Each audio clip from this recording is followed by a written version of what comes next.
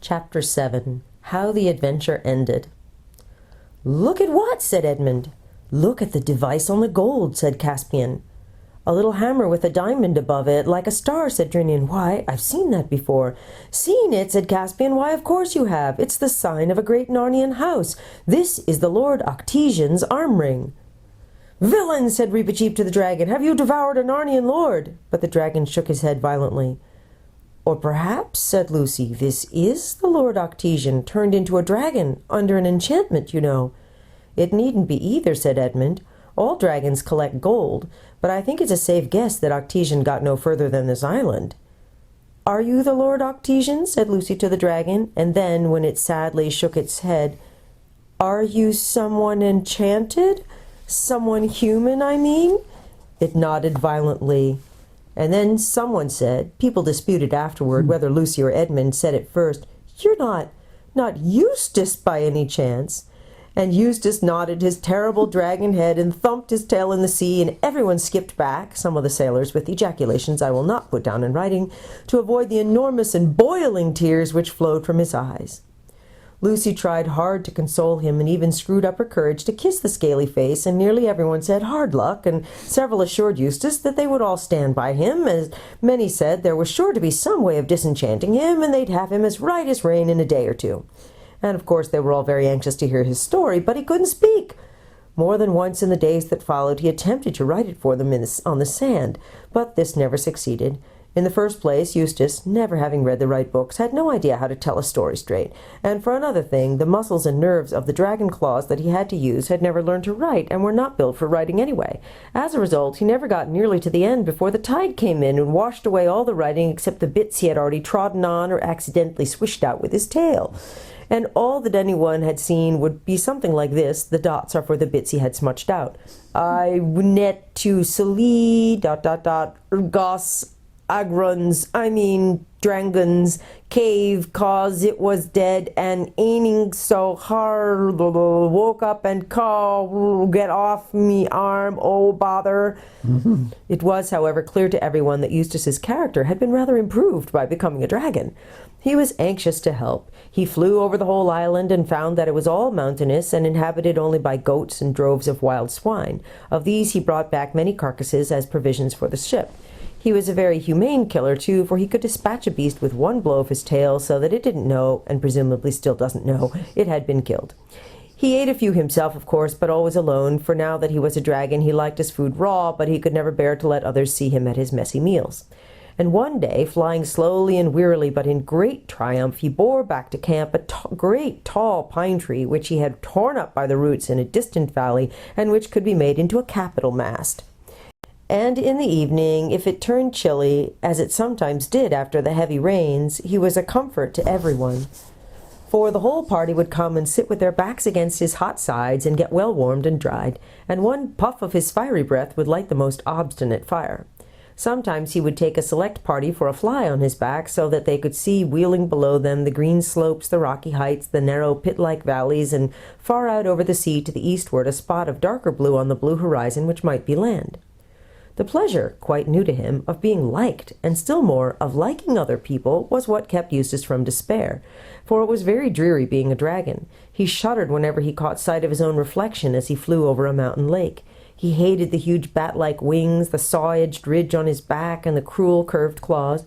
He was almost afraid to be alone with himself, and yet he was ashamed to be with the others. On the evenings when he was not being used as a hot water bottle, he would slink away from the camp and lie curled up like a snake between the wood and the water. On such occasions, greatly to his surprise, Reepicheep was his most constant comforter. The noble mouse would creep away from the merry circle at the campfire and sit down by the dragon's head, well to the windward, to be out of the way of his smoky breath. There he would explain that what had happened to Eustace was a striking illustration of the turn of fortune's wheel, and that if he had Eustace at his own house in Narnia, it was really a hole, not a house, and the dragon's head, let alone his body, would not have fitted in. He could show him more than 100 examples of emperors, kings, dukes, knights, poets, lovers, astronomers, philosophers, and magicians who had fallen from prosperity into the most distressing circumstances, and of whom many had recovered and lived happily ever afterward. It did not, perhaps, seem so very comforting at the time, but it was kindly meant, and Eustace never forgot it. But of course, what hung over everyone like a cloud was the problem of what to do with their dragon when they were ready to sail. They tried not to talk about it when he was there, but he couldn't help overhearing things like, would he fit all along one side of the deck? And we'd have to shift all the stores to the other side down below as to balance. Or, would towing him be any good? Or, would he be able to keep up by flying? And most often of all, but how are we to feed him? And poor Eustace realized more and more that since the first day he came on board he had been an unmitigated nuisance, and that he was now a greater nuisance still. And this ate into his mind just as that bracelet ate into his foreleg. He knew that it only made it worse to tear at it with his great teeth, but he couldn't help tearing now and then, especially on hot nights. About 6 days after they had landed on Dragon Island, Edmund happened to wake up very early one morning. It was just getting gray so that you could see the tree trunks if they were between you and the bay, but not in the other direction. As he woke, he thought he heard something moving, so he raised himself on one elbow and looked about him. Presently, he thought he saw a dark figure moving on the seaward side of the wood. The idea that at once occurred to his mind was, are we so sure there are no natives on this island after all? Then he thought it was Caspian. It was about the right size, but he knew that Caspian had been sleeping next to him and could see that he hadn't moved. Edmund made sure that his sword was in its place and then rose to investigate. He came down softly to the edge of the wood, and the dark figure was still there. He saw now that it was too small for Caspian and too big for Lucy. It did not run away. Edmund drew his sword and was about to challenge the stranger when the stranger said in a low voice, "Is that you, Edmund?" "Yes. Who are you?" said he. "Don't you know me?" said the other. "It's me, Eustace."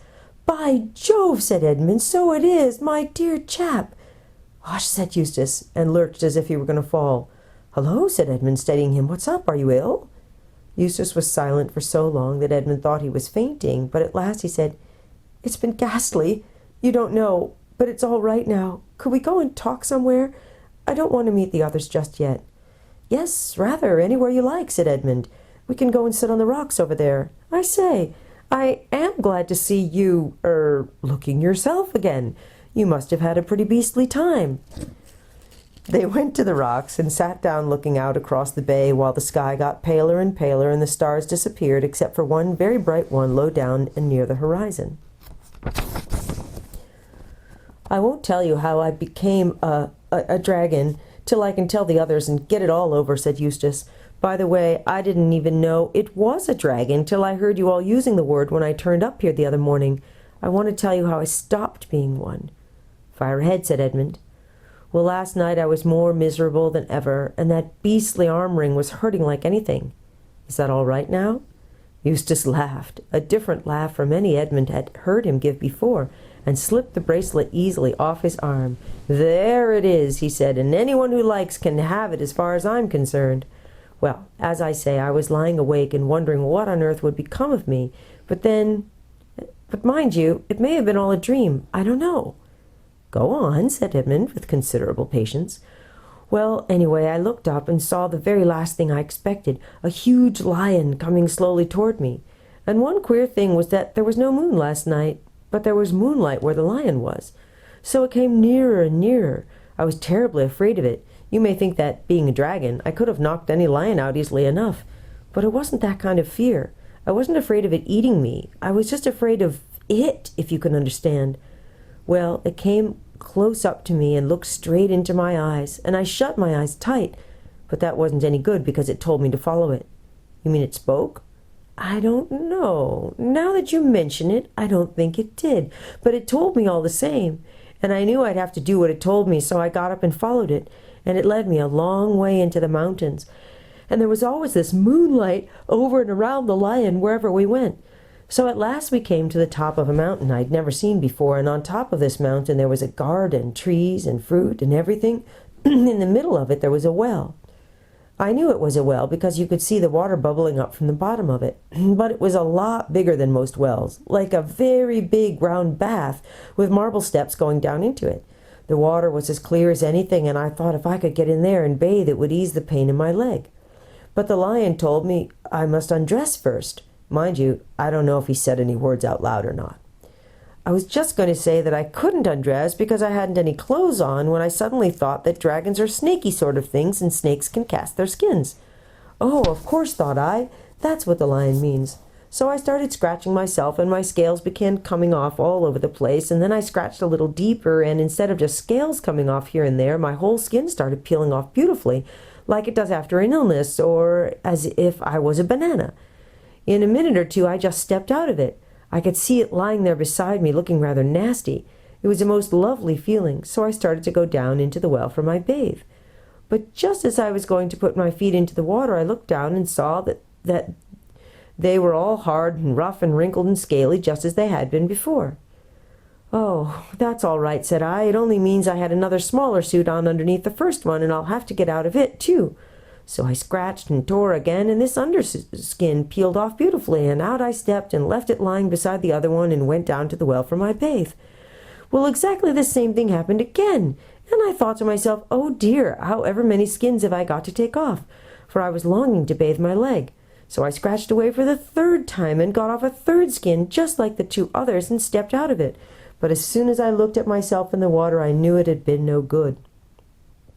Then the lion said, but I don't know if it spoke, "You will have to let me undress you." I was afraid of his claws, I can tell you, but I was pretty nearly desperate now, so I just lay flat down on my back and let him do it. The very first tear he made was so deep that I thought it had gone right into my heart, and when he began pulling the skin off, it hurt worse than anything I've ever felt. The only thing that made me able to bear it was just the pleasure of feeling the stuff peel off. You know, if you've ever picked the scab of a sore place, it hurts like billy-o, but it is such fun to see it coming away. "I know exactly what you mean," said Edmund. "Well, he peeled the beastly stuff right off, just as I thought I'd done it myself the other 3 times, only they hadn't hurt, and there it was lying on the grass, only ever so much thicker and darker and more knobbly looking than the others had been. And there was I, as smooth and soft as a peeled switch, and smaller than I had been.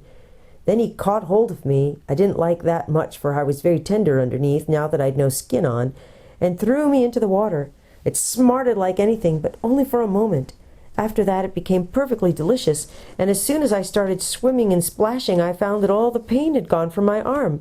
And then I saw why. I'd turned into a boy again. You'd think me simply phony if I told you how I felt about my own arms.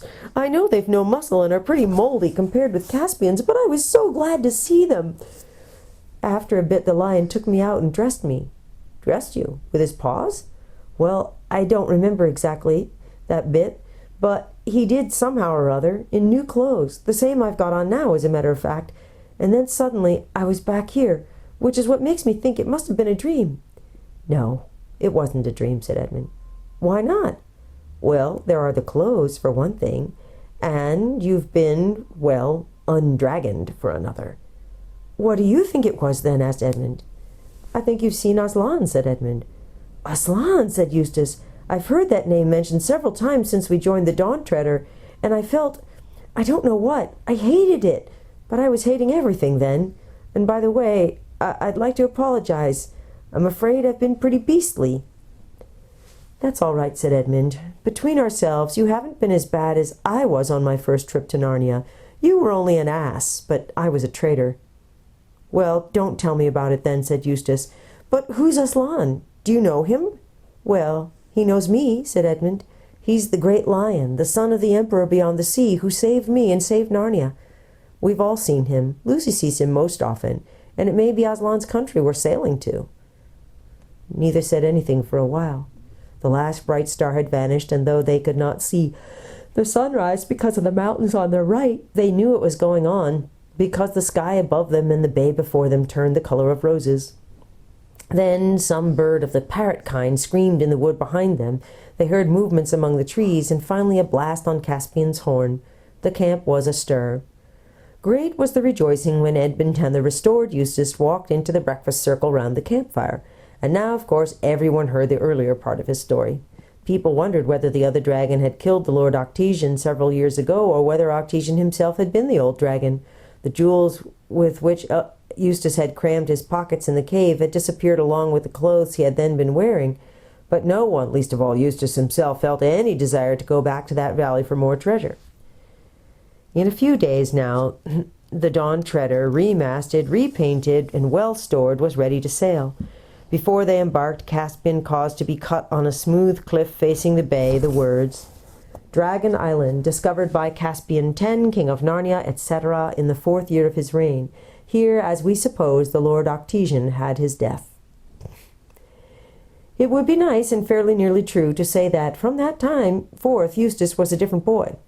To be strictly accurate, he began to be a different boy. He had relapses. There were still many days when he could be very tiresome, but most of those I shall not notice. The cure had begun. The Lord Octesian's arm ring had a curious fate. Eustace did not want it and offered it to Caspian, and Caspian offered it to Lucy. She did not care about having it. "Very well, then, catch as catch can," said Caspian, and flung it up in the air. This was when they were all standing at the inscription. Up went the ring, flashing in the sunlight, and caught and hung as neatly as a well-thrown quoit on a little projection on the rock. No one could climb up to get it from below, and no one could climb down to get it from above, and there, for all I know, it is hanging still, and may hang till that world ends. Chapter 8. 2 Narrow Escapes. Everyone was cheerful as the Dawn Treader sailed from Dragon Island. They had fair winds as soon as they were out of the bay, and came early next morning to the unknown land which some of them had seen when flying over the mountains while Eustace was still a dragon. It was a low green island inhabited by nothing but rabbits and a few goats, but from the ruins of stone huts and from blackened places where fires had been, they judged that it had been peopled not long before. There were also some bones and broken weapons. "Pirates' work," said Caspian. "Or the dragons," said Edmund. The only other thing they found here was a little skin boat or coracle on the sands. It was made of hide stretched over a wicker framework. It was a tiny boat, barely 4 feet long, and the paddle which still lay in it was in proportion. They thought that either it had been made for a child, or else that the people of that country had been dwarfs. Reepicheep decided to keep it, as it was just the right size for him, so it was taken on board. They called that land Burnt Island, and sailed away before noon. For some 5 days they ran before a south-southeast wind, out of sight of all lands, and seeing neither fish nor gull. Then they had a day that rained hard till the afternoon. Eustace lost 2 games of chess to Reepicheep and began to get like his old and disagreeable self again, and Edmund said he wished they could have gone to America with Susan. Then Lucy looked out of the stern windows and said, "Hello, I do believe it's stopping, and what's that?" They all tumbled up to the poop at this, and found that the rain had stopped, and that Drinian, who was on watch, was also staring hard at something astern, or rather at several things. They looked like a little like smooth-rounded rocks, a whole line of them with intervals of about 40 feet in between. "They can't be rocks," Drinian was saying, "because they weren't there 5 minutes ago." "And one's just disappeared," said Lucy. "Yes, and there's another one coming up," said Edmund. "And nearer," said Eustace. "Hang it," said Caspian, "the whole thing is moving this way." "And moving a great deal quicker than we can sail, sire," said Drinian. "It'll be up with us in a minute." They all held their breath, for it is not at all nice to be pursued by an unknown something either on land or sea. But what it turned out to be was far worse than anyone had suspected. Suddenly, only about the length of a cricket pitch from their port side, an appalling head reared itself out of the sea. It was all greens and vermilions with purple blotches, except where shellfish clung to it, and shaped rather like a horse's, though without ears. It had enormous eyes made for staring through the dark depths of the ocean, and a gaping mouth filled with double rows of sharp fish-like teeth. It came up on what they first took to be a huge neck, but as more and more of it emerged, everyone knew that this was not its neck, but its body, and that at last they were seeing what so many people have foolishly wanted to see, the great sea serpent. The folds of its gigantic tail could be seen far away, rising at intervals from the surface, and now its head was towering up higher than the mast. Every man rushed to his weapon, but there was nothing to be done. The monster was out of reach. "Shoot! Shoot!" cried the master bowman, and several obeyed, but the arrows glanced off the sea serpent's hide as if it was iron-plated. Then, for a dreadful minute, everyone was still, staring up at its eyes and mouth and wondering where it would pounce. But it didn't pounce. It shot its head forward across the ship on a level with the yard of the mast. Now its head was just beside the fighting top. Still it stretched and stretched till its head was over the starboard bulwark. Then down it began to come, not onto the crowded deck, but into the water, so that the whole ship was under an arch of serpent. And almost at once that arch began to get smaller. Indeed, on the starboard the sea serpent was now almost touching the Dawn Treader's side. Eustace, who had really been trying very hard to behave well till the rain and the chest put him back, now did the first brave thing he had ever done. He was wearing a sword that Caspian had lent him. As soon as the serpent's body was near enough on the starboard side, he jumped onto the bulwark and began hacking at it with all his might. It is true that he accomplished nothing beyond breaking Caspian's second-best sword into bits, but it was a fine thing for a beginner to have done. Others would have joined him if at that moment Reepicheep had not called out, "Don't fight! Push!" It was so unusual for the mouse to advise anyone not to fight that, even in that terrible moment, every eye turned to him. And when he jumped up onto the bulwark forward of the snake and set his little furry back against its huge, scaly, slimy back and began pushing as hard as he could, quite a number of people saw what he meant and rushed to both sides of the ship to do the same. And when, a moment later, the sea serpent's head appeared again, this time on the port side, and this time with its back to them, then everyone understood. The brute had made a loop of itself around the Dawn Treader and was beginning to draw the loop tight. When it got quite tight, snap! There would be floating matchwood where the ship had been, and it could pick them out of the water one by one. Their only chance was to push the loop backward till it slid over the stern, or else, to put the same thing another way, to push the ship forward out of the loop.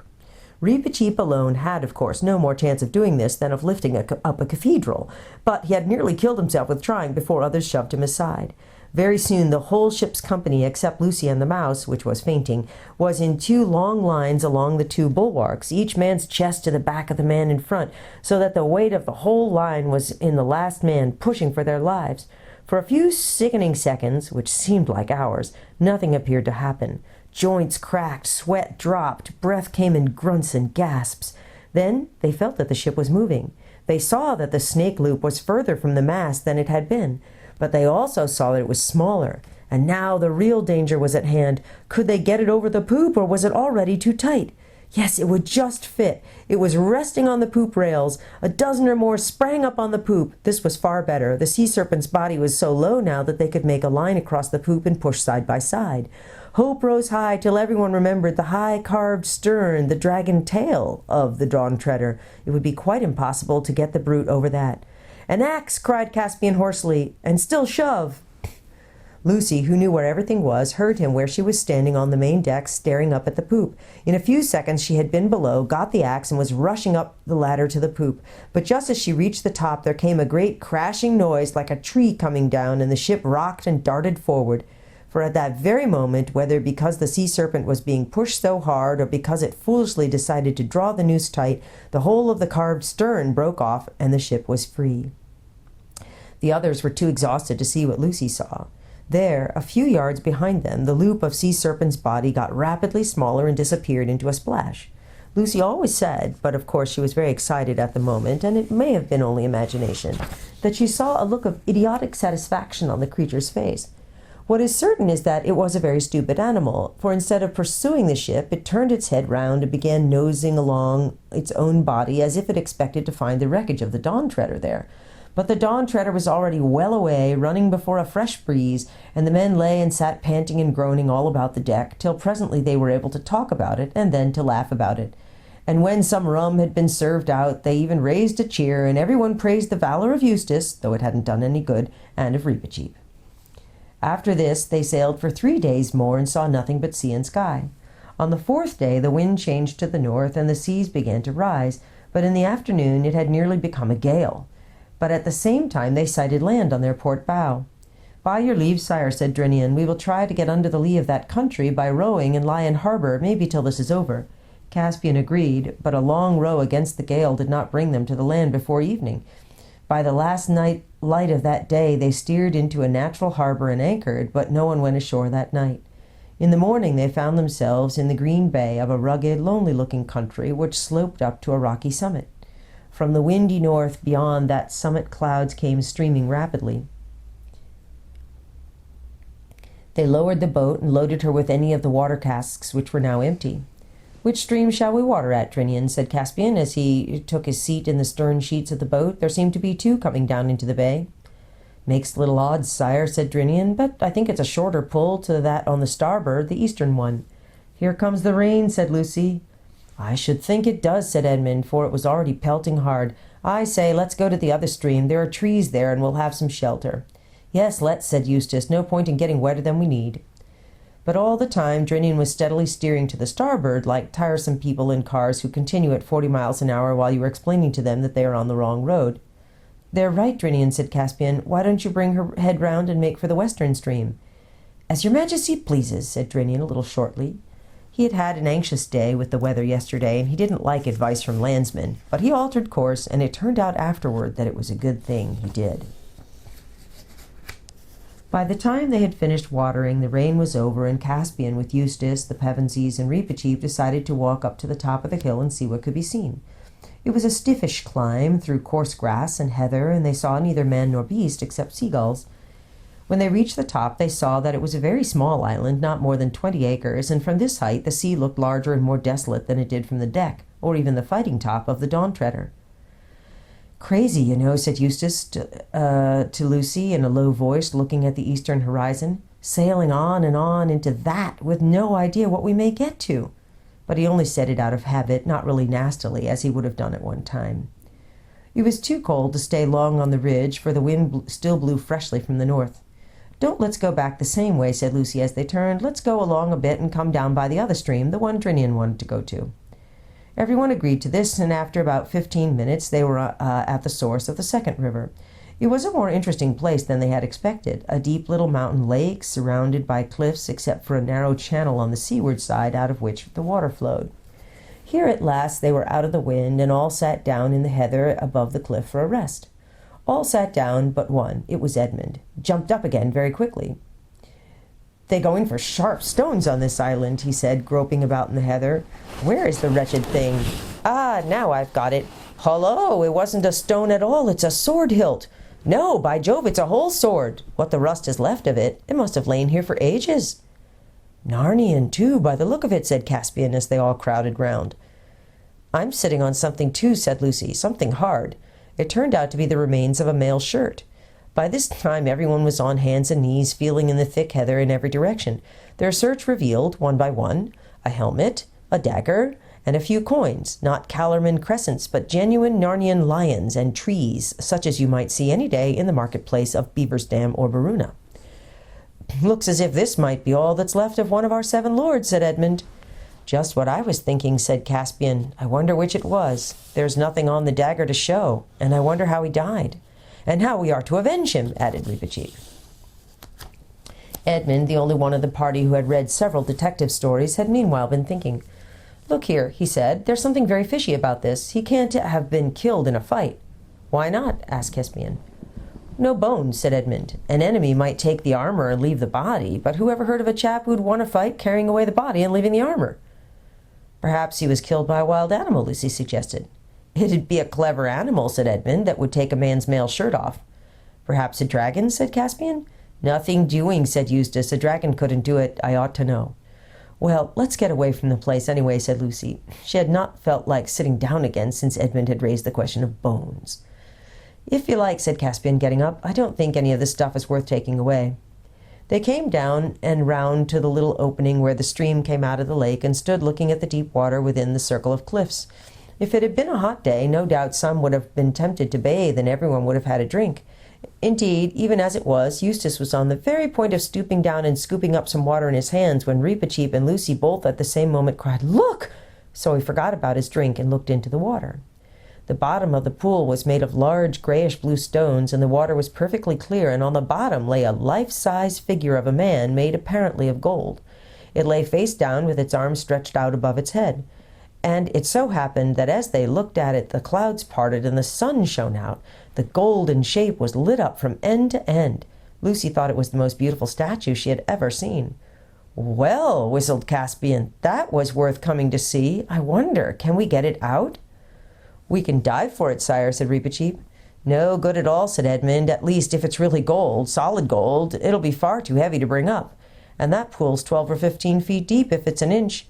Half a moment, though. It's a good thing I brought a hunting spear with me. Let's see what the depth is like. Hold on to my hand, Caspian, while I lean out over the water a bit." Caspian took his hand, and Edmund, leaning forward, began to lower his spear into the water. Before it was halfway in, Lucy said, "I don't believe the statue is gold at all. It's only the light. Your spear looks just the same color." "What's wrong?" asked several voices at once, for Edmund had suddenly let go of the spear. "I couldn't hold it," gasped Edmund. "It seems so heavy." "And there it is on the bottom now," said Caspian, "and Lucy is right. It looks just the same color as the statue." But Edmund, who appeared to be having some trouble with his boots, at least he was bending down and looking at them, straightened himself all at once and shouted out in the sharp voice which people hardly ever disobey, "Get back! Back from the water, all of you, at once!" They all did and stared at him. "Look," said Edmund. "Look at the toes of my boots." "They look a bit yellow," began Eustace.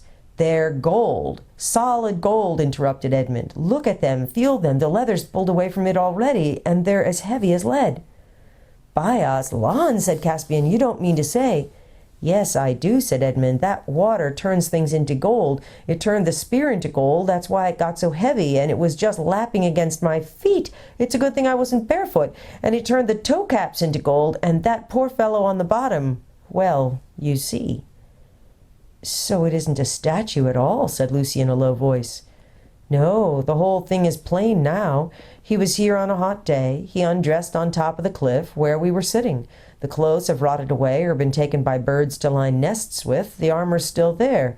Then he dived and—" "Don't," said Lucy. "What a horrible thing." "And what a narrow shave we've had," said Edmund. "Narrow indeed," said Reepicheep. "Anyone's finger, anyone's foot, anyone's whisker, or anyone's tail might have slipped into the water at any moment." "All the same," said Caspian, "we may as well test it." He stooped down and wrenched up a spray of heather.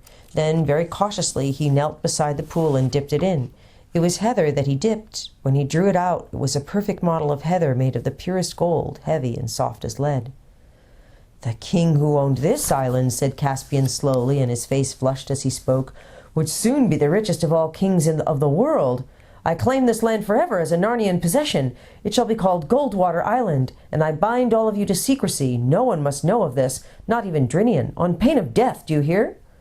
"Who are you talking to?" said Edmund. "I'm no subject of yours. If anything, it's the other way around. I'm one of the 4 ancient sovereigns of Narnia, and you are under allegiance to the High King, my brother." "So it has come to that, King Edmund, has it?" said Caspian, laying his hand on his sword hilt. "Oh, stop it, both of you," said Lucy. "That's the worst of doing anything with boys. You're all such swaggering, bullying idiots. Oh!" Her voice died away into a gasp, and everyone else saw what she had seen.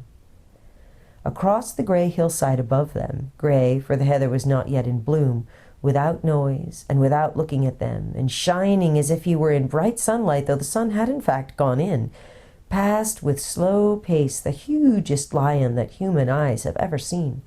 In describing the scene, Lucy said afterward, "He was the size of an elephant," though at another time she only said the size of a cart horse. But it was not the size that mattered. Nobody dared to ask what it was. They knew it was Aslan. And nobody ever saw how or where he went. They looked at one another like people waking from sleep. "What were we talking about?" said Caspian. "Have I been making rather an ass of myself?" "Sire," said Reepicheep, "this is a place with a curse on it. Let us get back on board at once. And if I might have the honor of naming this island, I should call it Deathwater." "That strikes me as a very good name, Reep," said Caspian, "though now that I come to think of it, I don't know why. But the weather seems to be settling, and I dare say Drinian would like to be off. What a lot we shall have to tell him." But in fact they had not much to tell, for the memory of the last hour had all become confused. "Their Majesties all seemed a bit bewitched when they came aboard," said Drinian to Rince some hours later, when the Dawn Treader was once more under sail and Deathwater Island already below the horizon. "Something happened to them in that place. The only thing I could get clear was they think they've found the body of one of these lords we're looking for." "You don't say so, Captain," answered Rince. "Well, that's 3. Only 4 more. At this rate we might be home soon after the New Year. And a good thing, too. My backie's running a bit low. Good night, sir." Chapter 9. The Island of the Voices. And now the winds, which had so long been from the northwest, began to flow from the west itself, and every morning when the sun rose out of the sea, the curved prow of the Dawn Treader stood up right across the middle of the sun. Some thought that the sun looked larger than it looked from Narnia, but others disagreed.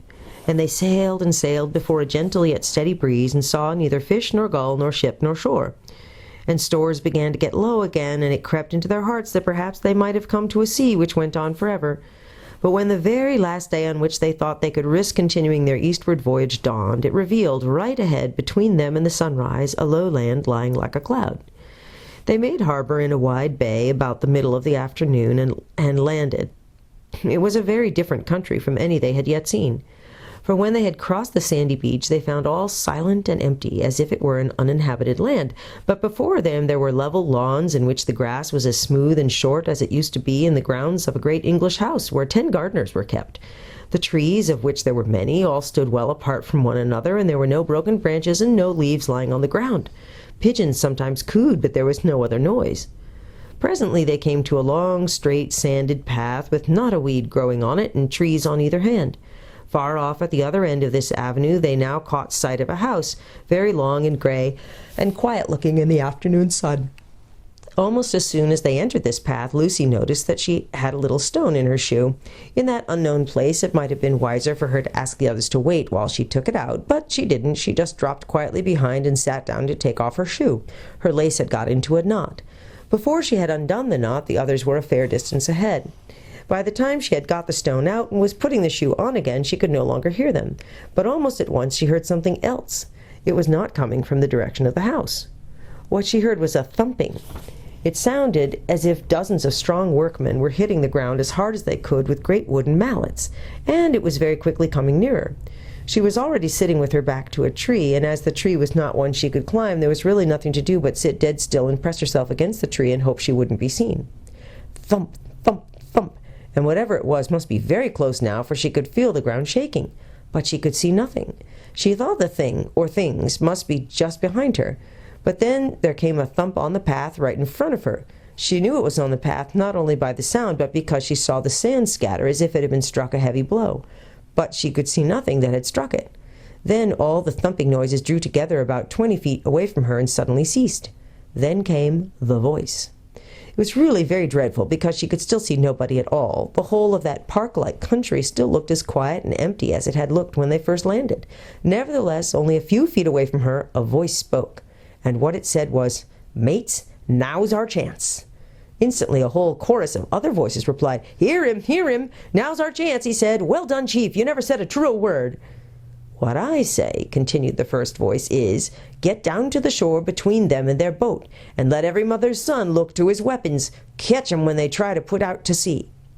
"Hey, that's the way," shouted all the other voices. "You never made a better plan, Chief. Keep it up, Chief. You couldn't have a better plan than that." "Lively then, mates, lively," said the first voice. "Off we go." "Right again, Chief," said the others. "Couldn't have a better order. Just what we were going to say ourselves. Off we go." Immediately the thumping began again, very loud at first, but soon fainter and fainter, till it died out in the direction of the sea. Lucy knew there was no time to sit puzzling as to what these invisible creatures might be. As soon as the thumping noise had died away, she got up and ran along the path after the others as quickly as her legs would carry her. They must at all costs be warned. While this had been happening, the others had reached the house. It was a low building, only 2 stories high, made of a beautiful mellow stone, many-windowed and partially covered with ivy. Everything was so still that Eustace said, "I think it's empty," but Caspian silently pointed to the column of smoke which rose from one chimney. They found a wide gateway open and passed through it into a paved courtyard, and it was here that they had their first indication that there was something odd about this island. In the middle of the courtyard stood a pump, and beneath the pump a bucket. There was nothing odd about that, but the pump handle was moving up and down, though there seemed to be no one working it. "There's some magic at work here," said Caspian. "Machinery," said Eustace. "I do believe we've come to a civilized country at last." At that moment Lucy, hot and breathless, rushed into the courtyard behind them. In a low voice she tried to make them understand what she had overheard, and when they had partly understood it, even the bravest of them did not look very happy. "Invisible enemies," muttered Caspian, "and cutting us off from the boat? That is an ugly furrow to plough." "You've no idea what sort of creatures they are, Lou?" asked Edmund. "How can I, Ed, when I couldn't see them?" "Did they sound like humans from their footsteps?" "I didn't hear any noise of feet, only voices and this frightful thudding and thumping like a mallet." "I wonder," said Reepicheep, "do they become visible when you drive a sword into them?" "It looks as if we shall find out," said Caspian. "But let's get out of this gateway. There's one of these gentry at the pump listening to all we say." They came out and went back onto the path where the trees might possibly make them less conspicuous. "Not that it's any good really," said Eustace, "trying to hide from people you can't see. They may be all around us." "Now, Drinian," said Caspian, "how would it be if we gave up the boat for lost, went down to another part of the bay, and signaled to the Dawn Treader to stand in and take us aboard?" "Not depth for her, sire," said Drinian. "We could swim," said Lucy. "Your Majesty's all," said Reepicheep, "hear me. It is folly to think of avoiding an invisible enemy by any amount of creeping and skulking. If these creatures mean to bring us battle, be sure they will succeed, and whatever comes of it, I'd sooner meet them face to face than be caught by the tail." "I really think Reep is in the right this time," said Edmund. "Surely," said Lucy, "if Rince and the others on the Dawn Treader see us fighting on the shore, they'll be able to do something." "But they won't see us fighting if they can't see an enemy," said Eustace miserably. "They'll think we're just swinging our swords in the air for fun." There was an uncomfortable pause. "Well," said Caspian at last, "let's get on with it. We must go and face them. Shake hands all round, arrow on the string. Lucy, swords out, everyone else, and now for it. Perhaps they'll parley." It was strange to see the lawns and the great trees looking so peaceful as they marched back to the beach. And when they arrived there and saw the boat lying where they had left her in the smooth sand with no one to be seen on it, more than one doubted whether Lucy had not merely imagined all she had told them. But before they reached the sand, a voice spoke out of the air. "No further, masters, no further now," it said. "We've got to talk with you first. There's 50 of us and more here with weapons in our fists." Hear him," came the chorus. "That's our chief. You can depend on what he says. He's telling you the truth, he is." "I do not see 50 warriors," observed Reepicheep. That's right, said the chief. "You don't see us, and why not? Because we're invisible." "Keep it up, chief, keep it up," said the other voices. "You're talking like a book. They couldn't ask for a better answer than that." "Be quiet, Reep," said Caspian, and then added in a louder voice, "You invisible people, what do you want with us, and what have we done to earn your enmity?" "We want something that little girl can do for us," said the chief voice. The others explained that this was just what they would have said themselves. "Little girl," said Reepicheep, "the lady is a queen." "We don't know about queens," said the chief voice. "No more we do," chimed in the others. "But we want something she can do."